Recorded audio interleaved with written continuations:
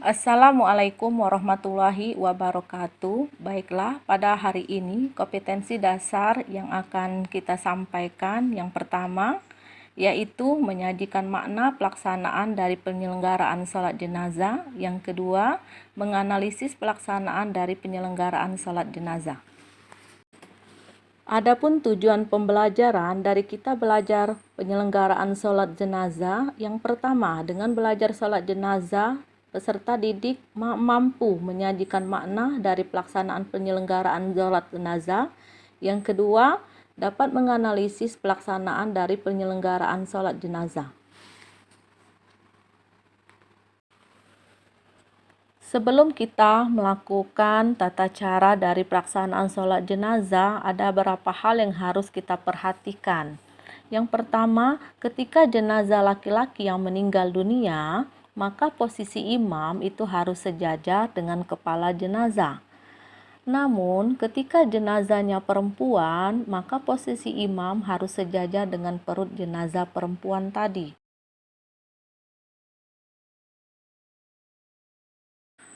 Materi kita pada hari ini yaitu tentang sholat jenazah. Adapun pengertian dari sholat jenazah adalah ibadah yang dilakukan ketika ada seorang muslim yang meninggal dunia, dan sholat ini ada 4 takbir, tanpa sujud dan tanpa ruku. Adapun hukum dari sholat jenazah ini adalah fardu kifayah, yang artinya wajib dikerjakan. Namun, jika sudah ada yang mengerjakannya, maka kewajiban umat muslim lainnya menjadi gugur. Adapun landasan dari kewajiban kita melaksanakan sholat jenazah yaitu terdapat dalam Quran Surat Ali Imran ayat 185 yang berbunyi A'udzubillahi minasyaitonirrajim. Bismillahirrahmanirrahim. Kullu nafsin za'iqatul maut, yang artinya setiap yang bernyawa akan merasakan mati.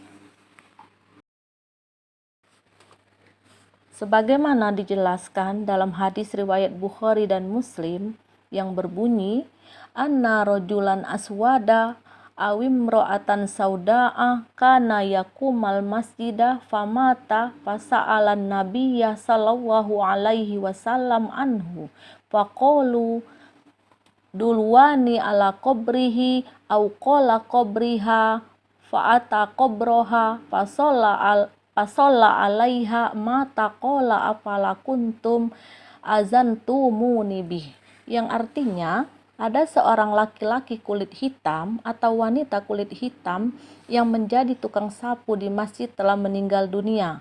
Nabi Shallallahu Alaihi Wasallam lalu bertanya tentang keberadaan orang tersebut. Orang-orang pun menjawab, dia telah meninggal. Beliau pun bersabda, kenapa kalian tidak memberi kabar kepadaku? Tunjukkanlah kuburannya padaku. Beliau kemudian mendatangi kuburan orang itu, kemudian menyolatinya. Hadis riwayat Bukhari dan Muslim. Dari hadis tersebut, kita bisa mengambil kesimpulan bahwasannya di dalam Islam, kewajiban kita menyolatkan jenazah itu tidak melihat dari faktor apapun.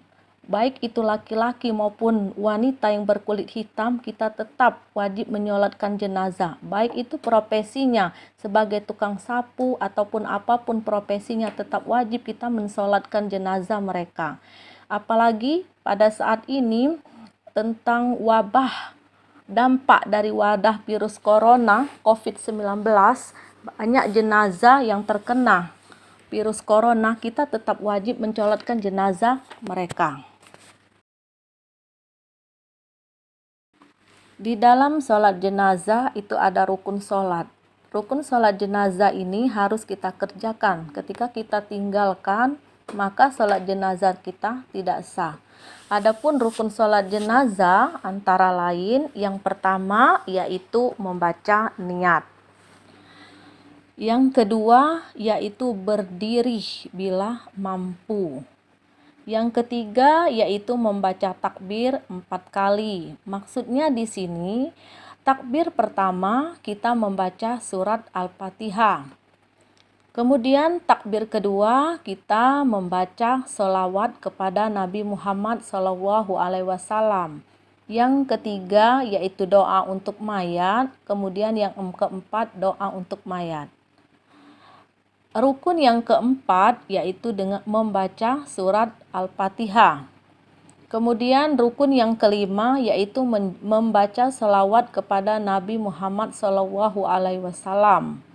Yang keenam yaitu doa untuk jenazah. Yang terakhir yaitu membaca salam. Di dalam sholat jenazah itu terdapat syarat-syarat dalam sholat jenazah yang harus kita penuhi. Yang pertama, sholat jenazah ini sama saja dengan sholat yang lainnya, yaitu di dalam melaksanakan sholat jenazah kita harus menutup aurat, harus suci, baik itu dari hadas besar maupun hadas kecil. Kemudian badan kita pun harus suci, pakaian dan tempat pun harus bersih serta suci dari najis. Serta kita sholat harus menghadap kiblat. Yang kedua, syarat yang kedua yaitu jenazah haruslah sudah dimandikan serta sudah dikafani. Ketiga, letak jenazah itu harus berada di sebelah kiblat orang yang menyolatinya, kecuali kalau sholat jenazah itu dilakukan di dekat makamnya, atau sholat jenazah itu yaitu sholat gaib, maksudnya mayat tidak ada di hadapan kita. Adapun tata cara sholat jenazah yang pertama yaitu takbir pertama kita membaca niat. Adapun niat untuk jenazah laki-laki yaitu usolli ala hazal mayyiti arba'a takbiratin fardhol kifayati ma'muman lillahi ta'ala. Adapun untuk niat dari jenazah perempuan yaitu usolli ala hazihil mayyitati arba'ata takbiratin fardhol kifayati ma'muman lillahi ta'ala.